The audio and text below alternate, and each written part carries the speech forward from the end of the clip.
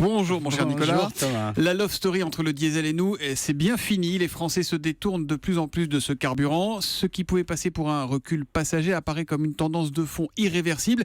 On a des chiffres qui sont significatifs. Oui, pour vous dire, il y a 3 ans, les achats de voitures neuves par les particuliers se portaient aux 2/3 sur le diesel. Aujourd'hui, c'est seulement 1/3. Alors, je précise bien, il s'agit des particuliers parce que vous savez peut-être, les flottes d'entreprises représentent la moitié du parc français. Et là, sur cette partie-là, le diesel résiste mieux. Mais les particuliers, en effet, s'en détournent. Alors évidemment, on pense à l'effet Volkswagen, c'est ça ou pas? Alors c'est sûr, ça n'a pas aidé, mais au-delà de Volkswagen, il y a, vous savez, un climat de défiance vis-à-vis de tous ces tests d'émissions de polluants qu'on ne croit plus vraiment, parce que et du coup ça pénalise le diesel. Et puis il y a une deuxième raison, c'est que les constructeurs eux-mêmes ne proposent plus de moteurs diesel sur les petits modèles, Oui. parce que ça coûte trop Il n'y cher. a plus de Clio diesel. Voilà. Et comme le marché se dirige plus vers les petits modèles, et ben forcément, ça fait réduire la part du diesel dans le total des ventes.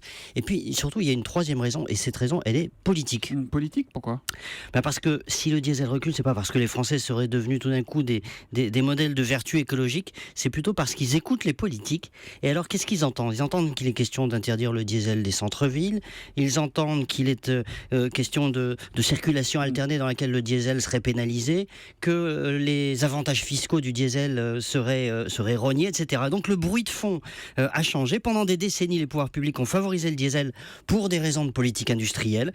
Il fallait encourager cette filière française d'excellence et les acheteurs suivaient. Aujourd'hui, les incitations publiques vont dans l'autre sens et logiquement, les acheteurs s'adaptent. La grande leçon de tout ça, c'est que les Français sont très sensibles aux incitations publiques. Et alors là, j'en ai une autre preuve, c'est que les incitations pour les achats de voitures électriques qui ont été accrues l'année dernière, eh ben ça marche. Les voitures électriques, les ventes de voitures électriques ont bondi de 65% en 2015, plus de 17 000 unités. Et depuis le début de l'année, la France est même devenue le premier marché d'Europe devant la Norvège, le pays phare de la voiture électrique. Vous voyez, les incitations publiques, ça fonctionne. Je me demande, je suis en train de vérifier si j'ai pas dit une bêtise. Je crois que c'est la Twingo qui n'existe pas en diesel. Il me semble que la Twingo Clio est 208.